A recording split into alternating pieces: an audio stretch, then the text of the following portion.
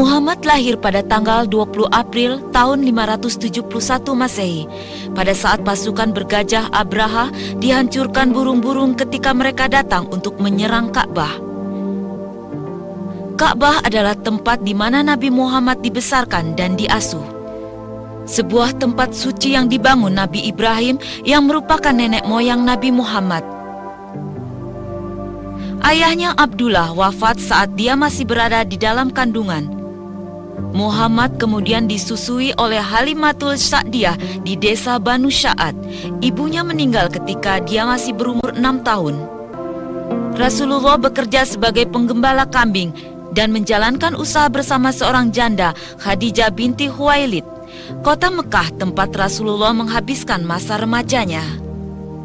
Di kota ini dia baru berusia 25 tahun ketika menikahi Khadijah yang kala itu usianya telah 40 tahun. Jalur ini telah dilalui Muhammad dalam perjalanannya ke Gua Hira di puncak Bukit Nur, Bukit Cahaya. Khadijah membantu suaminya yang tercinta dengan mengirimkan makanan secara teratur.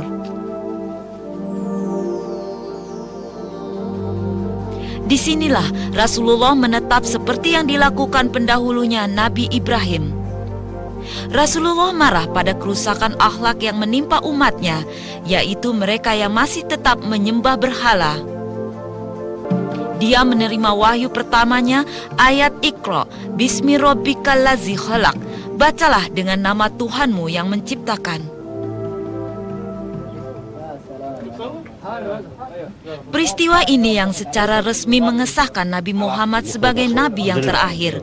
Kisah ini terjadi pada tanggal 12 Ramadan atau 6 Agustus abad ke-6 Masehi. Dia kemudian memulai misinya melanjutkan pengajaran yang dilakukan nabi-nabi sebelumnya. Pengajaran itu semula dilakukan secara diam-diam. Setelah 3 tahun barulah pengajaran tentang agama Islam dilakukan secara terbuka. Sholat 5 waktu kemudian diwajibkan. Inilah kota Mekah yang menjadi saksi Nabi Muhammad dan pengikutnya mendapat tantangan dari suku Quraisy yang dipimpin Abu Sufyan dan Abu Jahal. Karena sikap menentang tersebut, hanya 70 penduduk kota Mekah yang memeluk Islam dalam waktu 10 tahun setelah Rasul melakukan syiar. Allah memerintahkan kaum muslim untuk pindah ke Madinah. Rasulullah dan pengikut terdekatnya Abu Bakar Asy-Siddiq pergi ke Madinah pada tanggal 20 Juni 622 Masehi. Persekongkolan untuk membunuh Nabi tetap berlanjut, meski ketika Muhammad dan Abu Bakar tiba di Gua Syur. Namun Rasulullah berusaha menyelamatkan diri dan melanjutkan perjalanan dengan menggunakan jalur lain. Setelah 8 hari Rasulullah tiba di perbatasan Madinah, kedatangannya disambut dengan baik. Muhammad singgah sebentar di Kuba, kira-kira 15 km dari Madinah. Beliau menolong masyarakat di sana untuk membangun masjid pertama dalam sejarah Islam, Masjid Kuba. Rasul tinggal di sini selama 4 hari. Tujuan selanjutnya adalah Masjid Al-Jumu'ah. Inilah masjid di mana Rasul dan para pengikutnya melaksanakan sholat Jumat yang pertama. Setelah wahyu mengenai hal itu diturunkan kepadanya di sini. Masjid ini berlokasi di halaman rumah Banu Salim bin Auf. Masjid Nabawi sekarang menjadi simbol Madinah. Kota inilah yang menjadi tujuan akhir Rasulullah. Masjid ini yang bergabung dengan rumah Banu Salim bin Auf ini dibangun secara gotong royong di atas sebidang tanah yang dibeli oleh Rasulullah. Di masjid inilah panggilan untuk sholat azan diperkenalkan. Bilal bin Rabah diberi kehormatan untuk menjadi orang pertama yang mengumandangkan azan. Di tempat inilah Rasul menjadi imam sholat 5 waktu dan memberikan ajaran-ajaran Islam kepada kaum muslim. Rasulullah juga mempersatukan orang-orang yang datang dari Mekah, kaum muhajirin dan penduduk setempat, kaum Ansyar. Dengan demikian Islam terbentuk dengan Rasulullah sebagai pemimpinnya. Setiap gerakan dan aktivitas Rasulullah dicatat dan diingat oleh para sahabatnya. Dari sinilah wahyu-wahyu dan perkataan Nabi disusun ke dalam Al-Quran dan Al-Hadis. harta benda yang ditinggalkan Nabi untuk membimbing mereka dalam kehidupan sehari-hari. Masjid ini awalnya hanya seluas 2.000 meter persegi, kemudian ditambahkan lagi 500 meter persegi pada masa pemerintahan Sayyidina Utsman bin Affan.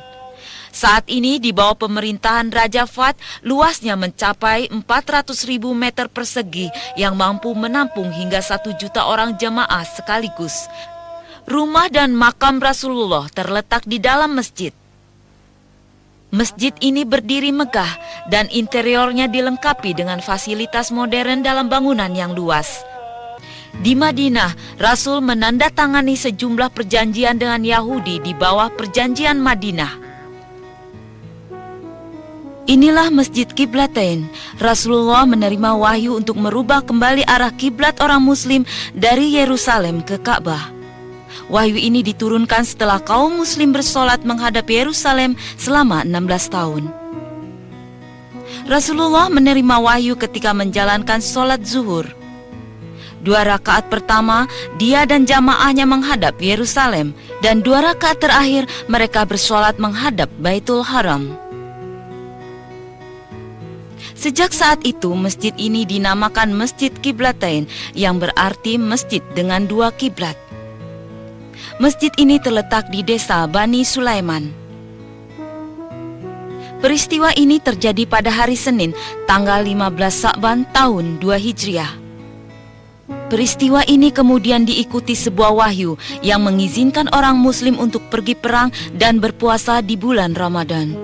Perpindahan dari Mekah ke Madinah telah memperkuat Islam secara mengagumkan. Pada tahun 2 Hijriah, Abu Jahal dengan 1.000 pasukan berkuda Quraisy datang ke Madinah untuk menyerang. Rasulullah berangkat ke Badar dengan 313 orang Muslim untuk menghadang mereka sebelum sampai ke Madinah. Peristiwa ini terjadi saat bulan puasa di tahun kedua Hijriah. Kaum Muslim lebih dahulu tiba di Badar. Keesokan harinya, mereka berkumpul di depan sebuah oase. Tentara Quraisy datang ke medan pertempuran. Bagian pertama adalah tantangan untuk menang dengan 3 pemenang di setiap pihak. Namun 3 orang dari pihak Quraisy tewas. Perang pun diumumkan. 70 tentara Quraisy tewas termasuk Abu Jahal dan 70 orang lainnya ditawan. Di pihak Muslim 14 tewas. Kaum Muslim merasakan kemenangannya yang pertama. Dendam tidak surut pada suku Quraisy setelah mereka dikalahkan di Badar, dan perang Uhud pun diumumkan. Mereka berencana untuk menyerang Madinah lagi untuk merebut kembali pamor mereka. Saat ini Allah menguji Muslim dengan kekalahan karena mereka tidak berada di bawah komando Nabi Muhammad. Muhammad memimpin Muslim di Bukit Uhud. Dalam perjalanan, Abdullah Ubay, seorang pengkhianat yang munafik, berbalik arah dengan 300 orang pengikutnya. Inilah ujian pertama yang dihadapi pihak Muslim. Muslim masuk dalam tanah pertempuran dan menempatkan diri di sisi Bukit Uhud. Abdullah Jubair memimpin pasukan berpanah ke puncak bukit. Tentara Quraisy dengan kekuatan 3.000 orang dipimpin Abu Sufyan bin Harb. Peristiwa ini terjadi pada pertengahan bulan Syawal tahun 3 Hijriah. Seorang kaum Muslim membuat tentara Quraisy kocar-kacir. Melihat hal ini, para pemanah tersebut terkecuali Abdullah Jubair turun dari bukit untuk merayakan kemenangan mereka walaupun perintah belum diberikan. Merasakan hal ini, Khalid bin Walid, pimpinan tentara Quraisy, memerintahkan pasukannya untuk menyerang. Rasulullah dan orang Muslim harus mendaki bukit untuk bertahan terhadap serangan.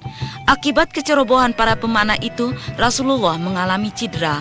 Ketika Abu Sufyan mendaki bukit, Umar bin Khattab dan orang Muslim yang tersisa dihimpun untuk menghalangi mereka bergabung dengan Rasulullah.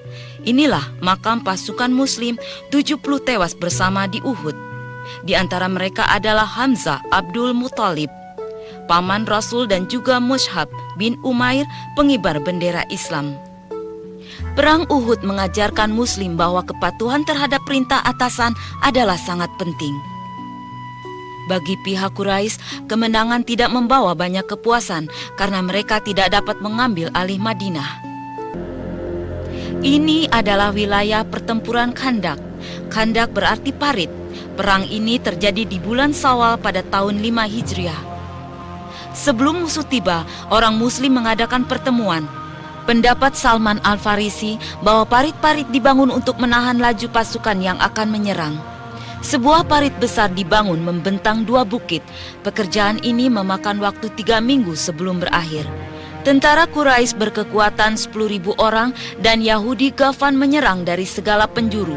Serangan-serangan tersebut dihapuskan oleh tentara Muslim dengan kekuatan 3.000 orang. 1 bulan pengepungan di luar Madinah itu sia-sia. Pada tahun 6 Hijriah, Rasul dengan 1.400 orang Muslim datang ke Mekah untuk berdamai dan menunaikan umroh. Perjanjian tertulis ditandatangani di Hudaibiyah antara Muslim dan Quraisy. Atas dasar perjanjian Hudaibiyah, era baru muncul atas kota Madinah. Perjanjian tersebut secara resmi memperkenalkan kemakmuran Madinah sebagai bagian Islam. Di Masjid Nabawi, Rasulullah mengambil kesempatan untuk membuka hubungan baru dengan mengirimkan surat resmi kepada kepala gubernur di luar Madinah. Orang Muslim di Madinah tidak lagi takut pada serangan-serangan. Perjanjian Hudaibiyah menjanjikan perdamaian dan gencatan senjata yang mengikat selama 10 tahun. Maka terjadilah suatu peningkatan penting. Orang yang memeluk agama Islam bertambah. Di antaranya adalah Khalid bin Walid, salah seorang pemimpin Quraisy dalam perang Uhud. Juga dibiarkan untuk menunaikan umroh pada tahun berikutnya di tahun 7 Hijriah. Rasul dengan 1.400 Muslim pergi menyerang Yahudi di Khaybar, kira-kira 70 mil barat daya Madinah pada tanggal 7 Muharram tahun 7 Hijriah. Mereka mencapai kemenangan dan Abdullah Rawaha terpilih administratur di sana. Pada tahun yang sama, Rasulullah dengan umat Muslim diizinkan umroh, sebagaimana dalam perjanjian Hudaibiyah. Suku Quraisy membuka kota selama 3 hari untuk mengizinkan orang Muslim melaksanakan haji. Rasulullah mengirimkan tentara Muslim ke Mu'tah, 1.100 km dari Madinah.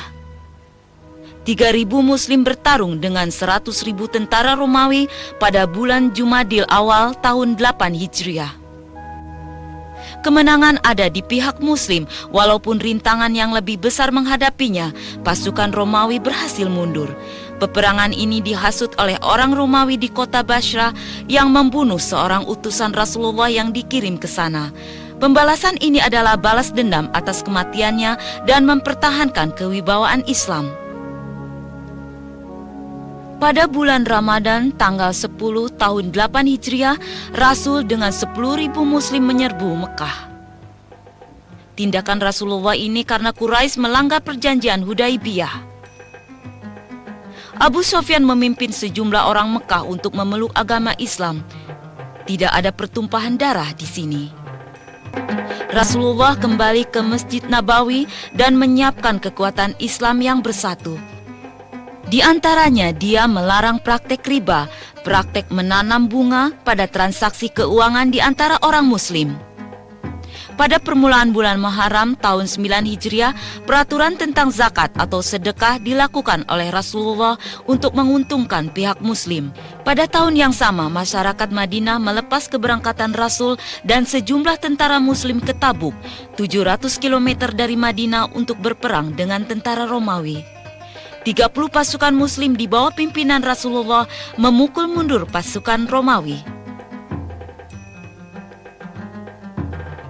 Rasulullah kembali ke Madinah dan mulai menerima para duta besar dari negara-negara lain. Arafah, tempat Rasul memberikan khutbahnya yang terakhir bagi umat saat dia menunaikan haji perpisahan. Khutbah itu dibawakan oleh Rasulullah tanggal 9 Zulhijjah tahun 10 Hijriah. Tidak ada yang mengira bahwa 3 bulan setelah peristiwa ini Rasulullah kembali kepada Allah Sang Pencipta. Ini adalah makam Rasulullah. Pada senja hari tanggal 12 Rabiul Awal tahun 11 Hijriah, Rasulullah wafat pada usia 63 tahun. Senja yang redup membayangi hilangnya pembawa pesan Allah. Suatu senja yang mencerminkan duka mendalam kaum Muslim. Cahaya Rasulullah membawa suatu pencerahan yang menyinari wilayah sekitar, baik pada semasa beliau hidup atau setelah wafat. Suatu cahaya yang mampu mengalahkan dua kekuatan besar, Romawi dan Persia. Dia selalu diikuti oleh para pengikut setianya, yaitu mereka yang merayakan kemenangan dan menerima kekalahan bersamanya. Para pengikutnya turut berduka kala beliau terluka saat Rasulullah terkena lemparan batu, terkena senjata, mengalami patah gigi, dahi yang robek, hingga bibir bagian bawah berdarah dalam upayanya menegakkan agama Allah. Saat ini Masjidil Haram adalah buah usaha Rasulullah dalam peranannya sebagai Nabiullah. Kaum muslim berbagai bangsa dari seluruh dunia memenuhi kota ini setiap tahun untuk menunaikan ibadah haji. Lebih dari 850 juta muslim tersebar di seluruh dunia. Dengan demikian, Islam merupakan agama dengan jumlah penganut terbanyak di dunia. Tak seorang pun menyangka bahwa dari daerah kering muncul generasi masyarakat yang dididik oleh Rasul Allah terbesar. Para penganutnya meningkatkan keimanan di 4 penjuru dunia. Mereka mampu membangun sebuah peradaban besar yang kekuatannya meningkat lebih dari sepertiga dunia selama lebih dari 10 abad dengan hanya satu ajaran, percaya pada satu Tuhan. Rasulullah meninggalkan 9 istri, termasuk Khadijah dan Zainab yang wafat saat beliau masih hidup. Semua istri Rasul adalah janda, terkecuali Aisyah. Semua kisah itu berawal di sini, tempat kelahiran dan tanah pertempurannya untuk membela agama Allah. Dan beliau, Muhammad bin Abdullah, contoh peran terakhir bagi umat manusia yang mengakhiri perjuangan para pendahulunya untuk menjaga kebenaran sejati.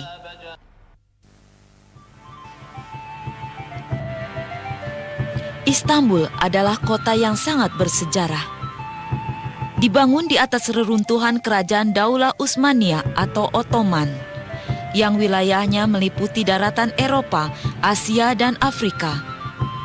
Berakhir tahun 1923 saat Mustafa Kemal Atatürk mendirikan Republik Turki. Khalifah terakhirnya, Sultan Abdul Majid II, diasingkan ke Paris dan meninggal di sana tahun 1944.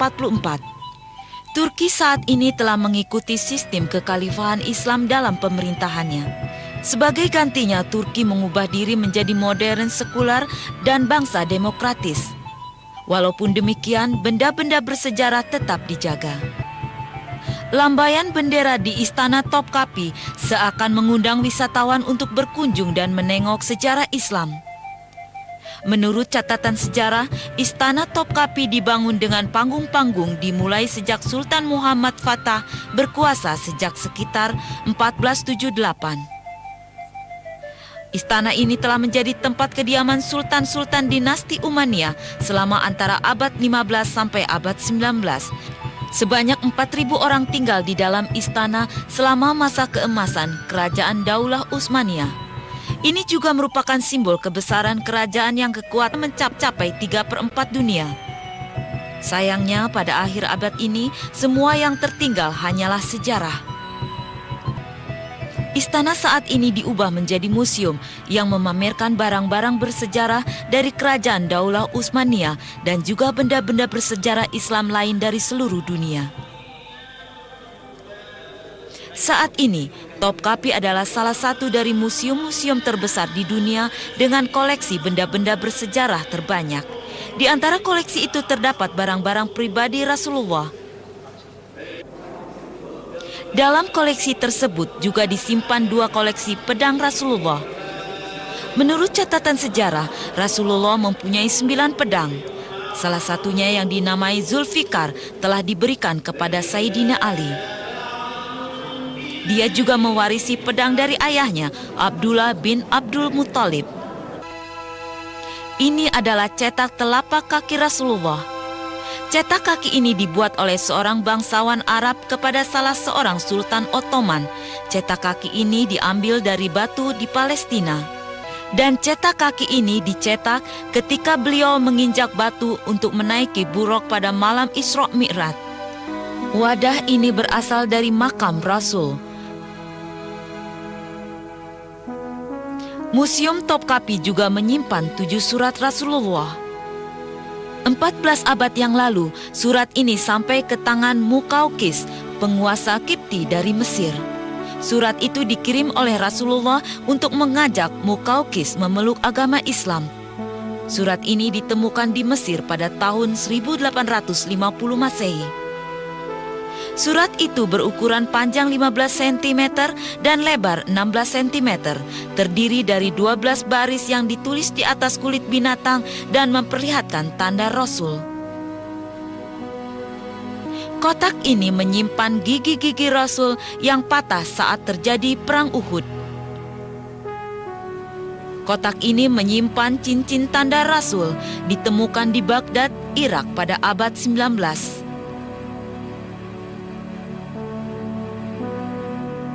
Salah satu jubah Rasulullah juga tersimpan di dalam wadah ini.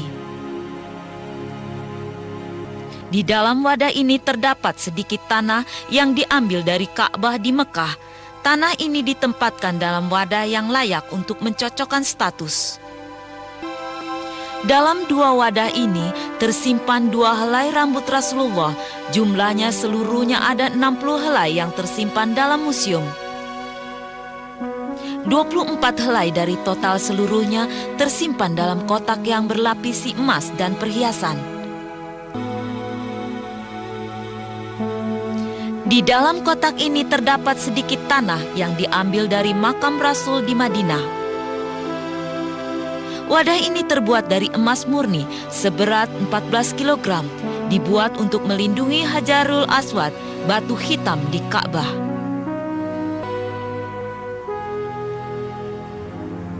Selain koleksi Rasul, terdapat juga koleksi barang-barang pribadi para sahabat dalam museum ini. Ini adalah pedang Sayyidina Abu Bakar, khalifah pertama yang juga mertua dari Rasulullah. Ini adalah pedang Sayyidina Umar bin Khattab, khalifah kedua Rasulullah menikahi putrinya Hafsah.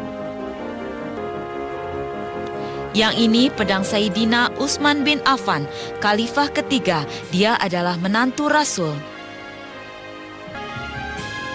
Ini adalah pedang Sayyidina Ali bin Abi Thalib, khalifah keempat, dia adalah sepupu dan juga menantu Rasul. Pedang-pedang sahabat yang lain seperti pedang Abu Hasanah, ahli kitab Rasul juga tersimpan dalam museum ini. Pedang Khalid bin Walid, prajurit Islam yang terkenal. Khalid terlibat dalam sejumlah peperangan seperti Perang Mu'tah dan pembukaan kota Mekah. Pedang Ammar bin Yasir, juga sahabat Rasulullah.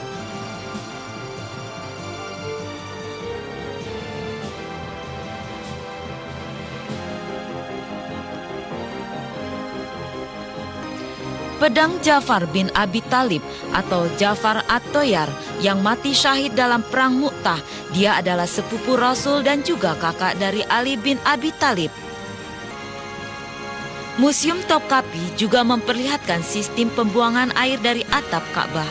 Talang itu terbuat dari kayu berlapiskan lempengan emas dan dihiasi dengan kaligrafi ayat-ayat suci Al-Quran. Setiap sudut Ka'bah sangatlah berharga bagi kaum muslim.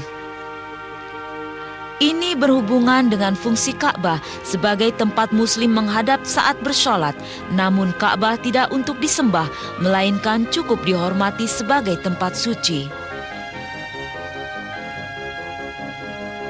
Ka'bah memiliki banyak kunci. Kunci-kunci itu selalu diubah dari waktu ke waktu. Sejak dahulu keturunan Syaibi diberi kehormatan untuk memegang kunci Ka'bah. Di musim ini juga diperlihatkan gembok-gembok Ka'bah, semua menunjukkan keunikan seni Islam. Ini adalah papan yang diambil dari pintu Ka'bah. Peninggalan yang tersimpan di sini adalah benda bersejarah yang berharga bagi muslim. Lebih dari 100 tahun yang lalu, Jauhar Sisili, tentara dari pemerintahan Fatimiyah di Tunisia, datang ke Fustat di sisi kiri Sungai Nil. Setelah Jauhar Sisili merebut Mesir, kepentingan Fustat dikurangi. Tahun 969 Masehi, dia membangun ibu kota baru untuk Mesir, Kahera atau sekarang dikenal dengan Kairo. Masjid Al-Husain terletak antara Khan Khalili dan Pasar Lama di Kairo dan Masjid Al-Azhar. Masjid Al-Husain dinamai sesuai dengan nama Sayyidina Husain bin Ali, cucu Rasulullah. Masjid Al-Husain juga memiliki sejarah yang beragam. Pada tanggal 10 Muharram 61 Hijriah terjadi peperangan antara Husain bin Ali dan Yazid bin Muawiyah di Karbala, Irak. Sayyidina Husain tewas dalam peperangan. Kepalanya dipenggal dan dibawa ke Damaskus untuk diperlihatkan pada Yazid. Namun, para pengikutnya mampu membawa kembali kepala tersebut ke Mesir dan menguburkannya di masjid. Setelah peristiwa itu, tidak hanya masjid yang dinamai Al-Husain, tapi juga tempat di sekitarnya disebut dengan nama yang sama. Keistimewaan lain masjid ini adalah tersedianya ruangan untuk menyimpan barang-barang Rasulullah. Koleksi ini dibawa oleh serdadu Muslim selama Perang Suci. Dilihat dari sudut sejarah, koleksi ini membuat masjid tampak unik.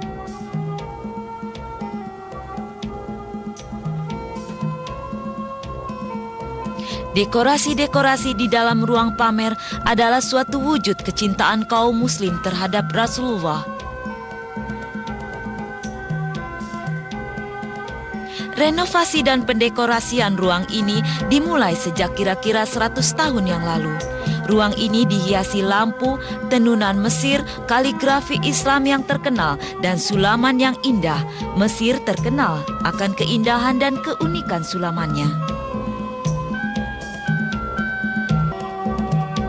Mesir telah memasok kiswah atau tutup Ka'bah selama berabad-abad sebelum rumah untuk pembuatan kiswah dibuka di Mekah.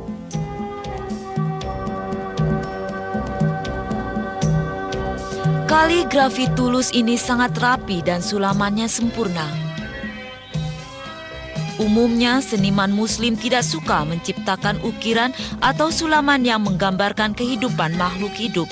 Sebagai penggantinya, mereka menciptakan kaligrafi dengan motif yang berbeda-beda. Pekerjaan seni dan kreativitas para seniman muslim ini sangat sulit untuk diselesaikan. Ini adalah Al-Quran yang ditulis semasa pemerintahan Sayyidina Utsman bin Affan, Khalifah ketiga. Ayat-ayat Al-Quran itu ditulis di atas kulit rusa. Al-Quran adalah kutipan yang tersusun atas wahyu Tuhan kepada Rasulullah.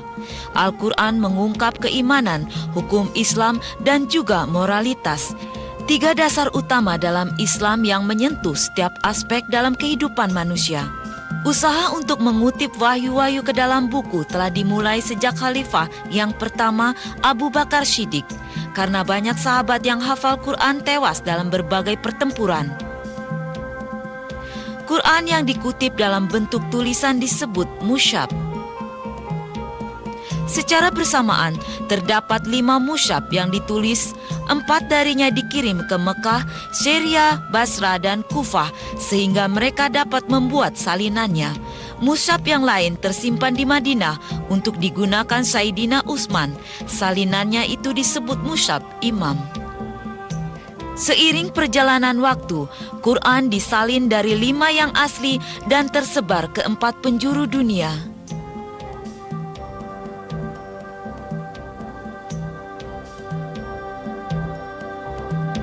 Tidak seperti kitab suci yang diturunkan kepada nabi-nabi sebelumnya, Al-Quran dijamin tidak berubah sampai hari kiamat.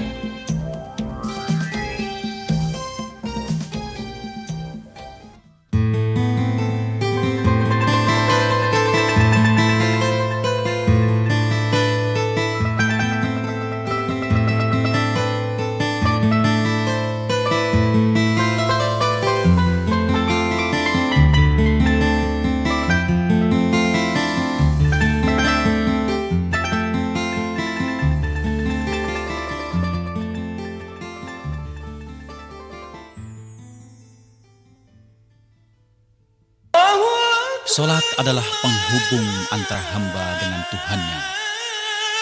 Penghubung antara bumi dengan langit. Berhenti di hadapan Pencipta yang Maha Agung. Jiwa menyendiri bersama Tuhannya. Beruzlahlah ruh dengan Penciptanya. Hati terpenuhi dengan zikir dan khusyuk. Gerakan yang tiada pernah membosankan. Penuh penghayatan, penjiwaan dalam keheningan, kekhusyuan dan kesucian. Bersimbah di haribaan Pencipta yang Maha Agung adalah perbekalan seorang mukmin di saat tiada berguna harta dan anak laki-laki, kecuali yang kembali kepada Allah dengan hati yang bersih. Akan merugi bila perjalanan Anda tanpa perbekalan. Akan menyesal saat panggilan menyapa Anda. Maukah Anda menjadi pendamping kaum? Mereka memiliki perbekalan, sedang Anda tiada berbekal. Demikianlah kesesatan manusia. Pada pendiriannya yang keras, sesat dari petunjuk Penciptanya, terbawa arus angan-angan dan khurafat. Mereka menjadikan patung-patung dan menyembahnya. Maka terjadilah, na'udzubillah, pemujaan terhadap berhala, terhadap api, binatang-binatang, hujan, pepohonan, para raja dan penguasa sebangsa Fir'aun, serta segala sesuatu yang mereka percayai bisa mendatangkan manfaat. Inilah kenyataan yang pertama kali terjadi. فلما جن عليه الليل رأى كوكبا قال هذا ربي فلما أفل قال لا أحب الآفلين فلما رأى القمر بازغا قال هذا ربي فلما أفل قال لئن لم يهدني ربي لأكونن من القوم الضالين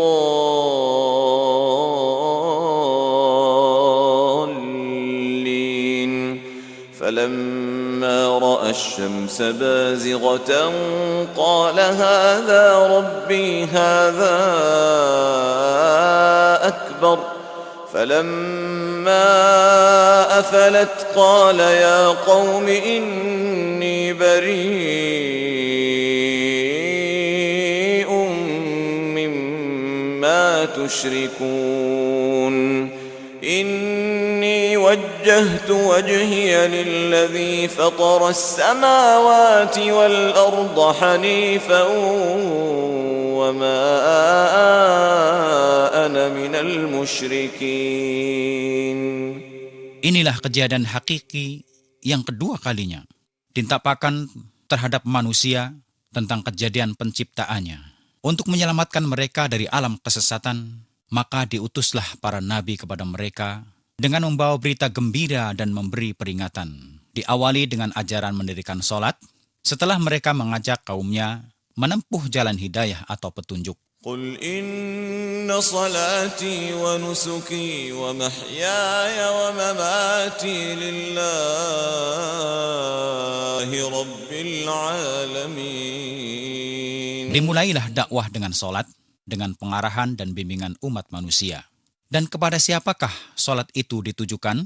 Adalah kepada Allah, Tuhan semesta alam. Demikianlah kejadian ketiga yang benar-benar terjadi. Marilah kita menghayati kandungan sejarah dalam Al-Quran sejenak untuk mengetahui dan membandingkan bagaimana jalan para nabi melakukan sholat dalam menghadapi tantangan kaumnya. Nabi Ibrahim alaihissalam, Rabbana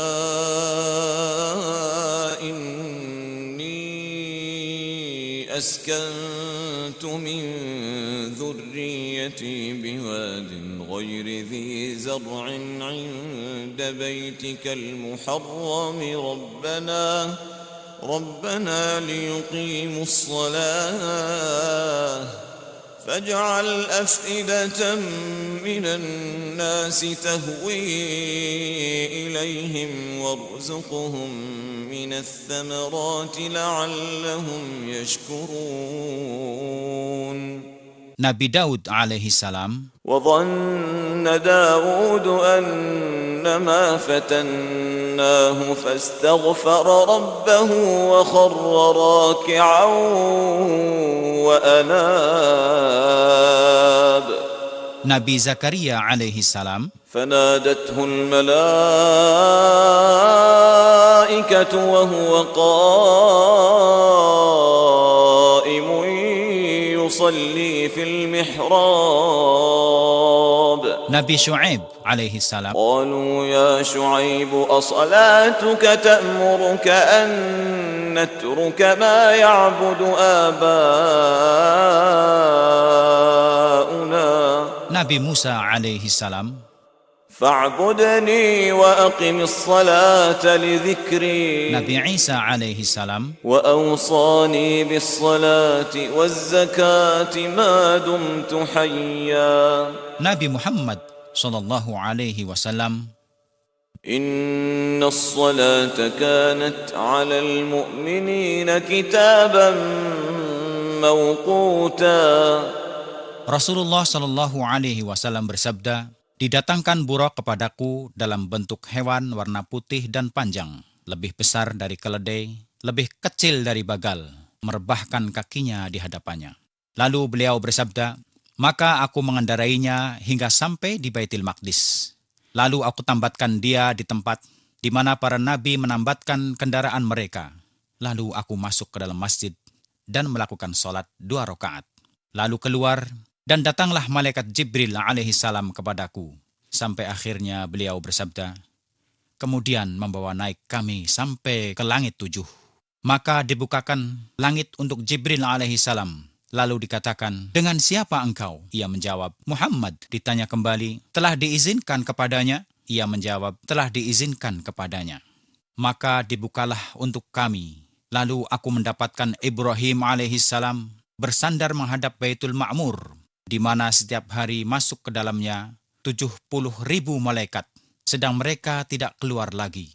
Lalu ia menuju pohon Sidrah, yaitu Sidratul Muntaha, yang ternyata daunnya seperti telinga gajah dan buahnya seperti kilal. Beliau bersabda, ketika Sidratul Muntaha diliputi sesuatu yang meliputinya karena perintah Allah, berubahlah ia. Maka tiada satupun dari makhluknya yang mampu mensifati keindahannya. Lalu ia menyampaikan kepadaku apa yang telah diwahyukan. Diwajibkan kepadaku sholat 50 kali sehari semalam. Aku turun kepada Nabi Musa alaihi salam seraya bertanya, apa yang telah diwajibkan Tuhanmu atas umatmu? Aku menjawab, sholat 50 kali. Musa berkata, pulanglah ke Tuhanmu, mohonlah keringanan, karena umatmu tidak mampu melakukannya. Sungguh aku telah mencoba dan mengujikannya kepada Bani Israel. Maka kembalilah aku menuju Tuhan dan aku katakan, ya Tuhan, berilah keringanan kepada umatku. Maka ia menjadikannya 5 kali. Lalu aku kembali kepada Musa, aku katakan kepadanya, ia menjadikannya 5 kali. Musa berkata, sesungguhnya umatmu tidak mampu melakukannya. Maka kembalilah kepada Tuhanmu untuk mohon keringanan. Lalu sabda Nabi SAW, aku masih bolak-balik antara Tuhanku dan Musa, hingga akhirnya Allah berfirman, ya Muhammad, sesungguhnya solat 5 kali sehari semalam itu, setiap kali solat mendapat 10 pahala, maka itulah 50 solat. Demikianlah diwajibkan solat dari langit, dari Tuhan langit dan bumi, dan Allah mewakilkan para malaikatnya untuk mengintai hamba-hambanya yang melakukan solat. Rasulullah SAW bersabda, ditugaskan kepadamu malaikat bertugas malam dan malaikat bertugas siang. Mereka berkumpul saat sholat asar dan fajar, lalu mereka yang semalaman Anda naik ke atas untuk menghadap Allah, di mana ia lebih mengetahui keadaan Anda. Lalu ia bertanya kepada mereka, bagaimana hamba-hambaku saat engkau tinggalkan? Mereka menjawab, kami tinggalkan mereka saat sholat dan kami datang kepada mereka saat sholat. Sholat, berpuluh-puluh ayat dalam Al-Quran telah menerangkan dan menegaskan atas diwajibkannya sholat. Sesungguhnya, sebagian penghuni neraka jahanam telah binasa dikarenakan mereka meninggalkan sholat. Ma salakakum fi saqar? Qalu lam naku minal musallin. Rasulullah SAW bersabda, Allah tidak menerima solat seorang di antaramu jika terkena hadas sehingga ia berwudu. Allah menyuruh hambanya agar menyiapkan solat dengan bersuci guna menghapus kotoran dan najis yang kadang-kadang seorang muslim perlu ke kamar mandi. Untuk masuk ke kamar mandi, seorang muslim harus memperhatikan tata caranya, yaitu memasukinya didahului dengan kaki kiri dengan membaca Bismillah, Allahumma inni a'udzubika minal khubuthi wal khaba'ith. Jika keluar dengan kaki kanan dengan membaca Ghufranak.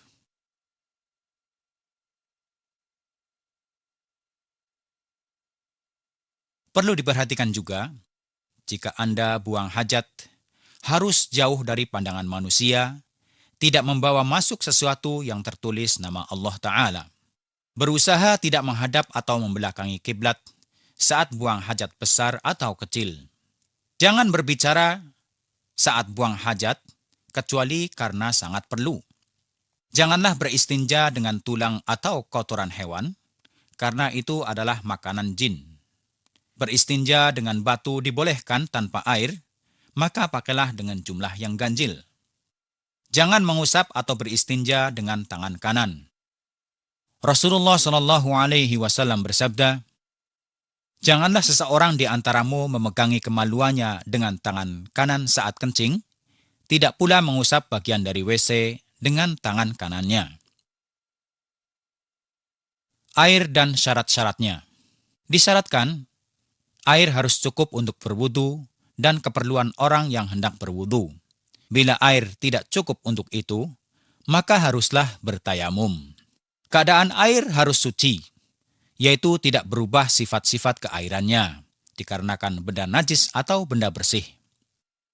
Jika air itu berubah karena tercampur benda bersih, seperti air mawar, air limun atau jeruk misalnya, maka air itu tetap suci, tapi tidak mensucikan.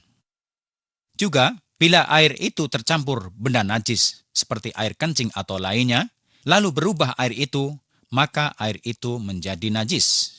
Kedua macam air tersebut tidak boleh digunakan untuk bersuci. Tetapi kalau air itu berubah karena tempatnya, tidaklah mengapa, dan boleh bersuci dengan air tersebut. Berwudu, yaitu bersuci dengan menggunakan air, meliputi mencuci wajah, kedua tangan, kepala, dan kedua kaki.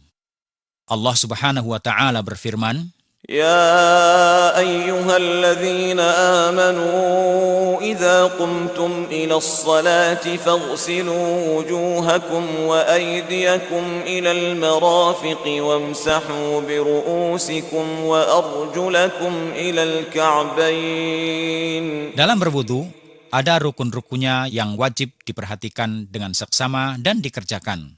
Bila ditinggalkan salah satu kewajibannya, maka tidaklah dianggap benar wudunya menurut syariat.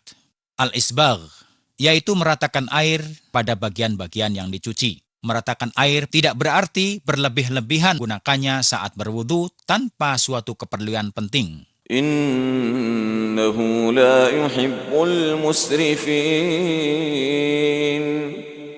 Dari Anas radhiyallahu anhu berkata, bahwa Rasulullah SAW mandi dengan 1 sok air dan wudu dengan 1 mud.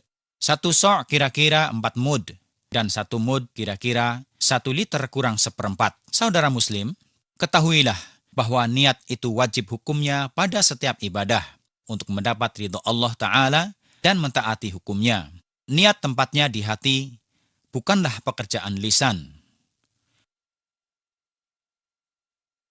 Rasulullah SAW bersabda, seandainya tidak memberatkan umatku, sungguh aku perintahkan mereka menggunakan siwak pada setiap berwudu. Mulailah dengan membasuh kedua telapak tangan hingga pergelangan sebelum wudu. Ini adalah sunnah hukumnya. Kecuali jika Anda baru bangun tidur, wajib membasuhnya 3 kali. Nabi SAW bersabda, bila seseorang di antara kamu bangun tidur, janganlah memasukkan tangannya ke dalam tempat air sebelum mencuci keduanya 3 kali, karena ia tidak tahu di mana kedua tangannya berada saat tidur. الحمد لله الذي أحيانا بعدما أماتنا وإليه Nabi النشور. SAW bersabda, jika engkau berwudu, berkumur-kumurlah. Lalu bersabda, barang siapa berwudu, masukkanlah air ke dalam hidung. Nabi SAW juga bersabda, jika seseorang di antara kamu berwudu, maka masukkanlah air ke dalam hidungnya, lalu mengeluarkannya. Wajib bagi Anda mencuci muka sekali saja. Dan ketahuilah, batasan muka adalah dari tempat tumbuhnya rambut kening hingga ujung jenggotnya. Jika orang yang berwudu berjenggot lebat, maka cukup mencuci bagian yang nampak saja. Tidak perlu mencuci seluruhnya. Namun jika menyela-nyelanya, lebih baik baginya.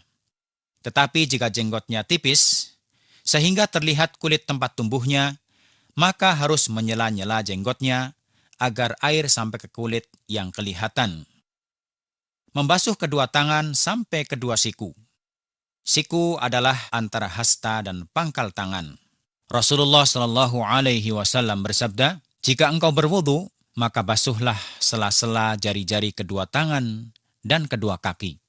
Termasuk ajaran Rasulullah SAW, boleh mengusap sorban, yaitu dengan membasahi kedua telapak tangannya, lalu mengusapkan bagian atas seluruhnya satu kali. Mengusap kepala. Dari Abdullah bin Zaid berkata, bahwa Rasulullah SAW mengusap kepalanya dengan kedua tangannya, dari bagian depan dahulu, lalu bagian belakang. Dimulai dari bagian depan kepalanya, menuju bagian belakang, kemudian kembali ke tempat ia mulai.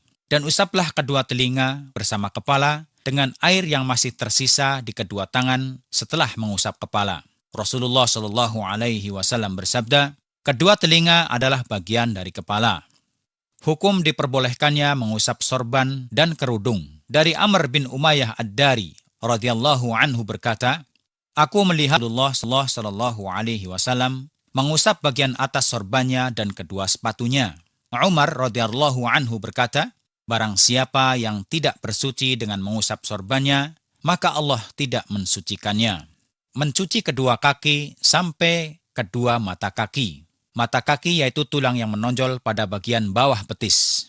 Wajib membasuh keduanya ketika membasuh kedua kaki. Tidak cukup dengan menyiramnya dengan air pada kedua kaki, tapi harus meratakan air pada bagian itu. Tidak dibolehkan mengusap dengan air, kecuali pada sepatu dan kaos kaki. Hati-hatilah, jangan sampai ada bagian wudu yang tidak terkena air. Telah bersabda Rasulullah SAW, barang siapa membiarkan sebagian dari kakinya tidak terkena air, celakalah bagian tumit-tumit tersebut di neraka. Sempurnakanlah wudu Anda. Sofwan bin Ghazan radhiyallahu anhu berkata, Rasulullah SAW menyuruh kami agar mengusap bagian atas sepatu bila memakainya dalam keadaan suci selama 3 hari jika dalam bepergian dan sehari semalam jika menetap, dan tidak melepasnya kecuali karena junub. Apabila seorang muslim terkena junub selama batas waktu tersebut, wajib baginya melepas sepatunya, kemudian bersuci dari junub itu sebelum memakai sepatu kembali, dan mulailah batas waktu yang baru. Sesungguhnya, mengusap kedua sepatu atau sejenisnya cukup sekali, tidak perlu diulang-ulang. Usaplah bagian atasnya, bukan bagian bawahnya. Tidaklah sah hukumnya jika pada anggota wudu terdapat sesuatu yang menghalangi air sampai ke anggota tersebut. Misalnya cat, lemak, lilin, cat kuku bagi wanita, dan lain-lainnya. Adapun para pekerja tetap yang bekerja di pabrik-pabrik yang berhubungan dengan benda-benda tersebut, seperti juga tukang cat dan lainnya, wajib bagi mereka menghilangkan noda-noda tersebut sebisa mungkin. Bila terpaksa sulit dihilangkan, maka mereka diberi keringanan seperti hukum orang yang berhalangan. Cukup baginya berwudu pada setiap sholat.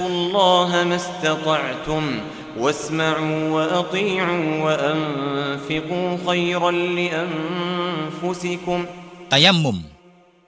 وَإِن كُنتُمْ جُنُبًا فَاطَّهَّرُوا وَإِن كُنتُم مَّرْضَىٰ أَوْ عَلَىٰ سَفَرٍ أَوْ جَاءَ أَحَدٌ منكم منكم من الغائط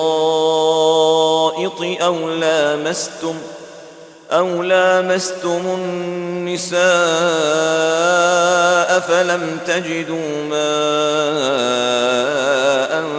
فتيمموا صعيدا طيبا فامسحوا بوجوهكم وأيديكم منه ما يريد الله ليجعل عليكم من حرج ولكن يريد ليطهركم وليتم نعمته عليكم لعلكم تشكرون. Allah mengkhususkan syariat Islam dengan kemudahan dan menghapus dari kesulitan.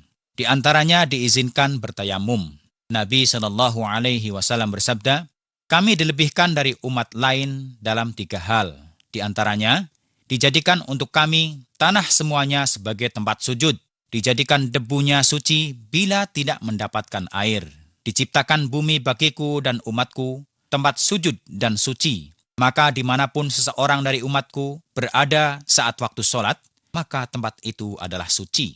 Perlu diketahui bahwa bertayamum boleh dikerjakan oleh orang yang menetap dan bepergian dalam hukum yang sama saat tidak ada air atau karena tidak cukup atau tidak mampu menggunakannya dikarenakan rasa khawatir, sakit, atau terpaksa. Cara bertayamum yaitu dengan menepukkan kedua telapak tangan pada tanah lalu mengusapkannya pada wajah dan kedua tangan dengan berturut-turut. Cara mengusap wajah dimulai dari atas dan diakhiri di bagian bawah. Adapun cara mengusap kedua tangan yaitu dengan mengusap permukaan lengan tangan kanan dengan telapak tangan kiri, kemudian mengusap permukaan lengan tangan kiri dengan telapak tangan kanan. Nabi SAW bersabda, tidaklah seseorang di antaramu berwudu dengan sempurna, kemudian membaca, أشهد أن لا إله إلا الله وحده لا شريك له وأشهد أن محمدا عبده ورسوله, kecuali dibukakan baginya ke-8 pintu surga dan masuk ke pintu manapun yang ia kehendaki. Allahu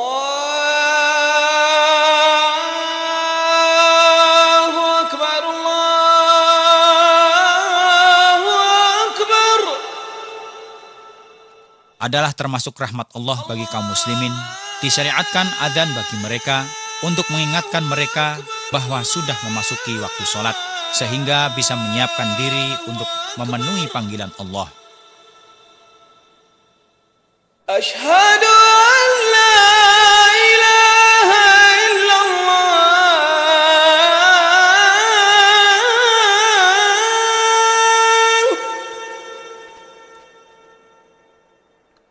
Ashhadu an la ilaha illallah.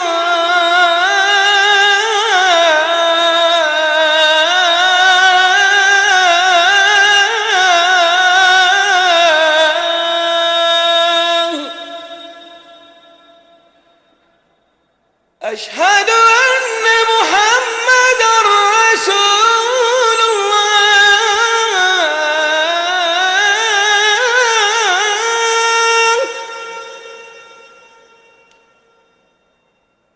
Ashhadu anna Muhammadar Rasulullah.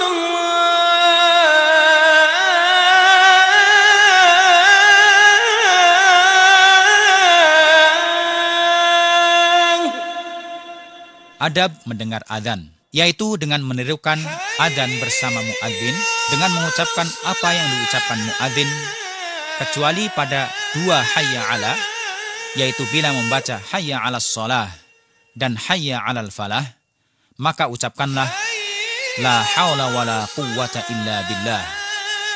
Juga bila muadzin membaca pada adzan fajar as-salatu khairum minan naum, maka ucapkanlah seperti itu.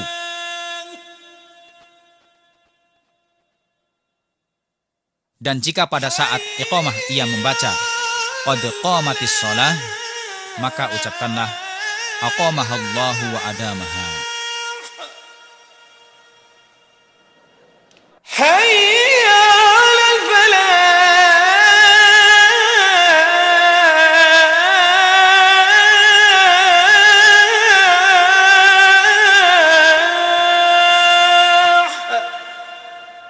Allahu Akbar. Bila selesai adzan, bagi muadzin dan yang dengar mengucapkan selawat atas Nabi Muhammad SAW. Rasulullah bersabda, barang siapa setelah mendengar adzan lalu membaca, Allahumma rabb hadhihi ad-da'wati at-tammah was-salati al-qa'imah ati Muhammadan al-wasilata wal-fadilah wab'athhu maqaman mahmudan alladhi wa'adtah, dihalalkan untuknya pertolonganku di hari kiamat.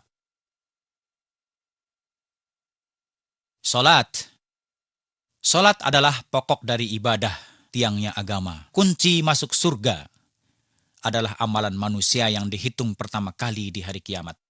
Rasulullah SAW bersabda, amal manusia yang pertama kali dihitung di hari kiamat adalah salat.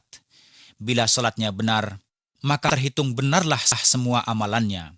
Jika salatnya rusak, maka rusaklah semua amalannya. Karena sangat penting dan besar kedudukannya, Allah tidak memberi izin seorang pun meninggalkannya bagi yang telah diwajibkan, baik dalam keadaan sehat, sakit, bepergian atau menetap, situasi aman atau takut, bahkan tidak boleh meninggalkannya bagi yang sedang berperang di jalan Allah, padahal mereka sedang menghadapi musuh. Syarat-syarat diwajibkannya sholat. Syariat mewajibkan sholat bagi orang yang memenuhi syarat-syarat berikut. Islam, Allah tidak menerima amalan orang kafir. Berakal, tidak wajib bagi orang gila dan orang yang sehukum dengannya. Nabi SAW bersabda, tidak tercatat amal 3 golongan orang tidur hingga bangun, anak bayi hingga balik, dan orang gila hingga berakal. Bulugh, walaupun demikian, anak-anak kecil dianjurkan sholat sebelum balik, sehingga terbiasa dan belajar. Rasulullah SAW bersabda, suruhlah anak-anakmu bersolat saat umur 7 tahun, dan pukullah mereka bila meninggalkannya saat umur 10 tahun. Suci dari haid dan nifas. Telah masuk waktu solat. Tidaklah diwajibkan solat sebelum memasuki waktunya. Inna as-salata kanat 'alal mu'minina kitaban mawquta. Usahakanlah Anda selalu menjalankannya. Janganlah menganggap remeh dalam melakukannya, karena Allah menjanjikan orang-orang yang meremehkannya dengan azab yang keras. Fawailul lil musallin alladhina hum 'an salatihim sahun. Nabi SAW bersabda, janji yang membedakan kita dan orang-orang kafir adalah salat. Barang siapa yang meninggalkannya, maka ia telah kafir. Bersiap-siap untuk salat. Bagi seorang muslim, harus menyiapkan diri sebelum melakukan salat, yaitu, pertama, harus dalam keadaan suci, baik badan, pakaian, atau tempat. Kedua, harus menutup aurat dengan pakaian yang suci. Ketahuilah bahwa segala sesuatu yang menampakkan aurat tidak boleh digunakan untuk salat, seperti pakaian yang ketat dan tembus pandang. Demikian juga yang menampakkan aurat saat salat, seperti pakaian pendek dan celana sempit yang menampakkan sebagian punggung belakang, sehingga terbuka aurat saat ruku atau sujud. Yang demikian bisa menimbulkan batal salatnya. Perlu diketahui bahwa salat dengan kepala terbuka sah hukumnya, walaupun yang utama bila dalam keadaan sempurna. Ya bani Adam khudhu zinatakum 'inda kulli masjid. Rasulullah SAW bersabda, sesungguhnya berhias karena menghadap Allah lebih berhak diutamakan. Ketiga, menghadap kiblat semampu mungkin. ومن حيث خرجت فول وجهك شطر المسجد الحرام وحيث ما كنتم فولوا وجوهكم شطره. Wajib bagi seorang muslim menghadap kiblat saat sholat dan berusaha semampunya dengan sungguh-sungguh agar mencapai arah tersebut dengan benar.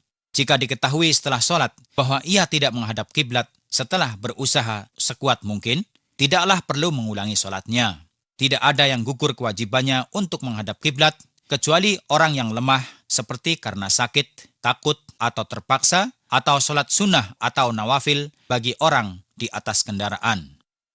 Cara melakukan sholat. Di saat Anda mulai sholat, pusatkanlah ingatan akan keagungan Allah dalam hati Anda. Pusatkan pikiran Anda, rendahkanlah diri dan suara Anda. Disitulah letak keuntungan. Allah berfirman, قد أفلح المؤمنون الذين هم في صلاتهم خاشعون. niatlah sholat dengan hati Anda. Niat adalah pekerjaan hati, bukanlah pekerjaan lisan. Rasulullah Shallallahu Alaihi Wasallam membuka sholatnya dengan takbir dengan mengucapkan Allahu Akbar, dan disyariatkan mengangkat kedua tangannya saat takbir. Karena Rasulullah Shallallahu Alaihi Wasallam mengangkat keduanya selurus kedua pundaknya atau telinganya ketika takbir. Bila ada dalil yang bertentangan dengan itu adalah lemah atau tidak ada dasarnya. Ketahuilah bahwa mengangkat kedua tangan saat takbir terjadi pada 4 tempat, yaitu: pertama, pada saat takbiratul ihram. Kedua, bila hendak ruku'. Ketiga, pada saat berdiri dari ruku'. Keempat, pada saat berdiri dari tasyahud pertama.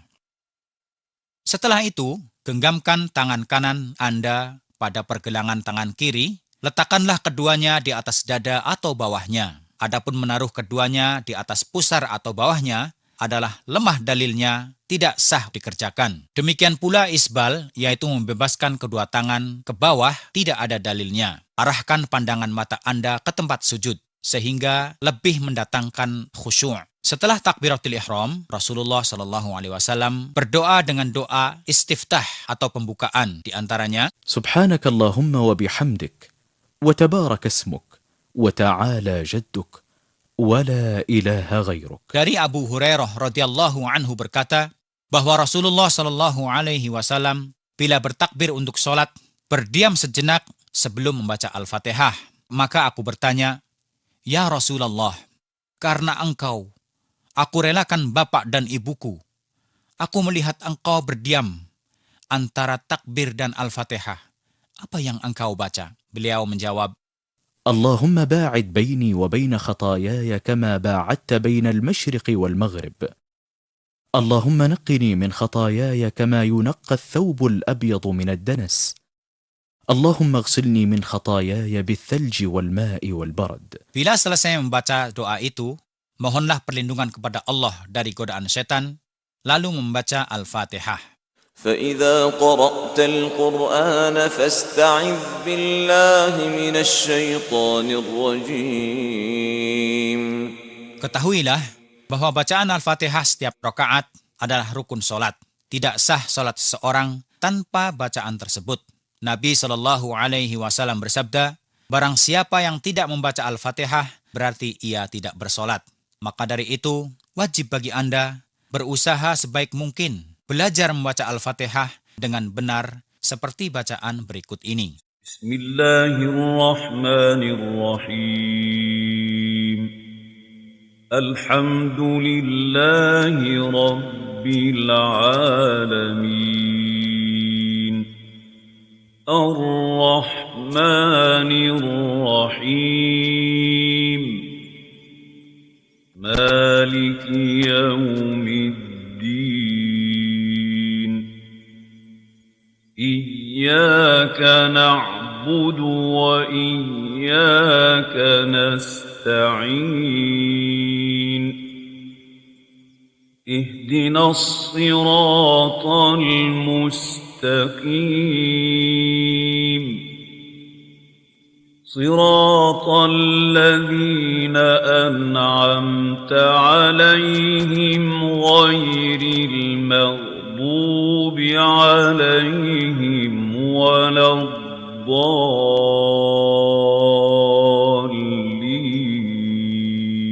Bacaan Al-Fatihah wajib dikerjakan baik yang jadi imam atau sholat sendirian. Adapun bagi makmum, wajib membacanya dalam sholat pada rakaat-rakaat yang tidak bersuara terang. Adapun di saat imam membacanya dengan terang, harus mendengarkannya dengan diam. وَإِذَا قُرِئَ الْقُرْآنُ فَاسْتَمِعُوا لَهُ وَأَنصِتُوا لَعَلَّكُمْ تُرْحَمُونَ. Rasulullah Shallallahu Alaihi Wasallam bersabda, barang siapa mengikuti imam, maka bacaan imam adalah termasuk bacaan untuknya. Adapun bila imam diam, bolehlah bagi makmum membacanya. Dan tidak dibolehkan bagi imam berdiam panjang dengan sengaja antara Al-Fatihah dan surat, karena tidak ada dasar dari Nabi SAW. Bila selesai dari bacaan Al-Fatihah, maka aminilah dengan ucapan amin. Hukum membaca amin adalah sama baik imam, makmum, atau sholat sendirian. Rasulullah SAW bersabda, bila imam membaca amin, maka aminilah. Karena jika bacaan amin seorang imam berbarengan dengan bacaan amin malaikat, maka dihapuskan baginya dosa yang telah berlalu. Setelah selesai membaca amin, bacalah Al-Quran yang mudah bagi Anda. Tidak ada batasan dalam bacaan itu, tapi bacalah sesuka Anda dari Al-Quran. Jika selesai membaca surat, bertakbirlah untuk ruku'. Ruku' yaitu menundukkan punggung ke arah depan, termasuk kepala dan leher, dan meletakkan kedua telapak tangan di atas kedua lutut. Adalah Rasulullah SAW saat ruku', posisi punggung, leher, dan kepalanya amat lurus, sehingga bila diletakkan mangkuk air di atas punggungnya, tidak bergerak airnya. Termasuk kesalahan dalam ruku', mengangkat kepala atau terlalu merendahkannya, sehingga tidak lurus dengan punggung. Termasuk ajaran Rasulullah SAW dalam ruku', memegangkan kedua telapak tangan pada kedua lutut dengan merenggangkan antara jari-jarinya. Kerjakanlah ruku' dengan tumakninah atau tenang. Nabi SAW bersabda kepada orang yang jelek sholatnya, ruku'lah sampai tenang pada keadaan ruku'. Bacalah sebanyak 1 kali dalam ruku', Subhana Rabbiyal Azim. Bila lebih dari 1 kali, lebih baik hukumnya. Bila ruku' Anda telah sempurna, berdiri tegak kembali sambil membaca Sami'allahu liman hamidah. Setelah berdiri tegak, bacalah Rabbana lakal hamdu. Dan ini telah cukup. Bila ditambah bacaan ربنا ولك الحمد ملء السماوات والأرض وملء ما بينهما وملء ما شئت من شيء بعد, maka ini lebih baik hukumnya. Adapun tambahan kata-kata wasyukr setelah bacaan Rabbana walakal hamd adalah merupakan tambahan tanpa ada dalilnya, maka harus berhati-hati. Usahakan agar posisi tulang rusuk saat berdiri dari ruku' itu sempurna, karena Rasulullah SAW mengingatkan untuk tidak menganggap remeh urusan ini dengan sabdanya, tidak berpahala sholat seseorang yang tidak menenangkan tulang rusuknya setelah ruku' dan sujud. Sujud dalam sholat yaitu merebahkan ketujuh anggota badan pada tanah dengan cara khusus. Ketujuh anggota tersebut adalah kening bersama hidung, kedua tangan, kedua lutut, dan ujung jari-jari kedua kaki. Rasulullah SAW bersabda, tidaklah sah sholat seseorang yang hidungnya tidak menyentuh tanah. Dianjurkan merenggangkan kedua lengan dari kedua lutut dan kedua paha dari perut. Rapatkanlah telapak kaki yang satu dengan lainnya. Janganlah meratakan kedua lengan di atas tanah, karena ini adalah kesalahan yang terjadi pada sebagian orang. Rasulullah SAW bersabda, buatlah i'tidal atau seimbang dalam sujud. Janganlah seseorang di antaramu meletakkan kedua lengannya seperti anjing. Jangan lupakan tumakninah dalam sujud, karena Nabi SAW melarang bersujud seperti burung gagak mencucuk makanan, yakni tidak disertai ketenangan dalam sujud. Maka wajiblah tenang dalam sujud dengan membaca 1 kali, Subhana Rabbiyal A'la. Bila lebih dari itu, lebih bagus. Perbanyaklah doa saat sujud. Rasulullah SAW bersabda, keadaan hamba yang terdekat dengan Tuhannya adalah saat ia sujud. Termasuk kesalahan, bila seorang sakit memaksa dirinya mengangkat badan untuk bersujud. Ini adalah perbuatan yang memberatkan dan menyulitkan. Yang diharuskan bagi seorang muslim berusaha semampunya tanpa memberatkan, menyusahkan, dan membebankan diri. Padahal Allah tidak membebani seseorang yang tidak mampu menjalankannya. Duduk di antara dua sujud. Sebagaimana Anda tenang dalam sujud, maka harus tenang juga dalam duduk. Karena Rasulullah Shallallahu Alaihi Wasallam bila mengangkat kepalanya tidak langsung sujud sebelum duduk dengan tenang. Dari ajaran Rasulullah Shallallahu Alaihi Wasallam dalam duduk di antara dua sujud, duduk iftirash, yaitu meletakkan telapak kaki kiri dan mendudukinya, menegakkan kaki kanannya, menaruh kedua tangannya di atas kedua pahanya, menghadapkan keduanya ke arah kiblat dengan membaca Rabbighfirli. Kadang-kadang menambahnya dengan membaca Allahumma ghfirli warhamni wajburni wahdini warzuqni. Ketahuilah bahwa duduk iftirash ini dilakukan setiap duduk di antara dua sujud, dilakukan pula pada tasyahud awal. Demikian juga dikerjakan setelah sujud kedua pada rakaat pertama, yaitu disebut duduk istirahah atau duduk ringan. Perlu hati-hati agar Anda tidak mendudukkan pinggul di atas tanah, sedangkan kedua telapak kaki tidak terduduki. Posisi duduk seperti ini, Rasulullah Shallallahu Alaihi Wasallam menyebutnya al-iqa' dan beliau melarangnya. Adapun duduk di atas kedua tumit yang ditegakkan adalah termasuk sunnah. Termasuk kesalahan sebagian orang menumpuk kedua telapak kaki dan menduduki keduanya. Duduk tasyahud akhir. Rasulullah Shallallahu Alaihi Wasallam melakukan duduk tawaruk pada tasyahud akhir, yaitu dengan meletakkan kaki kirinya di bawah kaki kanannya, menegakkan telapak kaki kanannya, dan mendudukkan pinggulnya di lantai. Sedangkan kedua tangannya diletakkan di atas kedua paha, menggenggamkan semua jari-jari tangan kanan kecuali jari telunjuk, digerakkan tanda berdoa dan mengesahkan Allah. Adapun telapak tangan kiri tidak menggenggam. Kemudian membaca tasyahud, sedangkan pandangan mata menuju jari telunjuk. Duduk tawaruk ini tidak terjadi kecuali pada sholat yang 3 atau 4 rakaat.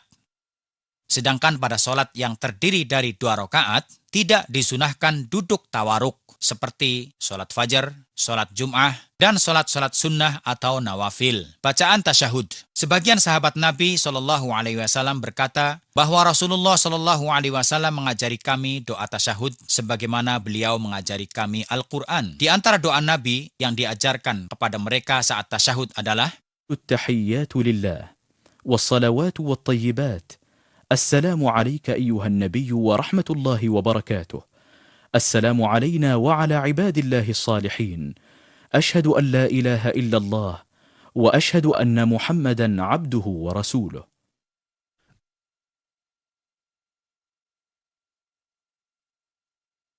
Bacaan salawat Ibrahimiyah. Bila Rasulullah SAW selesai membaca tasyahud akhir, beliau mengucapkan salawat untuk dirinya sendiri dan mengajarkannya kepada para sahabatnya. Dengan sabdanya, ucapkanlah, اللهم صل على محمد وعلى آل محمد كما صليت على إبراهيم وعلى آل إبراهيم إنك حميد مجيد اللهم بارك على محمد وعلى آل محمد كما باركت على إبراهيم وعلى آل إبراهيم إنك حميد مجيد. pelajarilah dan hafalkanlah. Diharuskan bagi Anda mengikuti dalil yang benar dari hadis-hadis Rasulullah SAW. Tidak mudah terberdaya dengan berbagai riwayat, karena urusan peribadatan adalah perintah yang telah ditetapkan. Doa setelah tasyahud.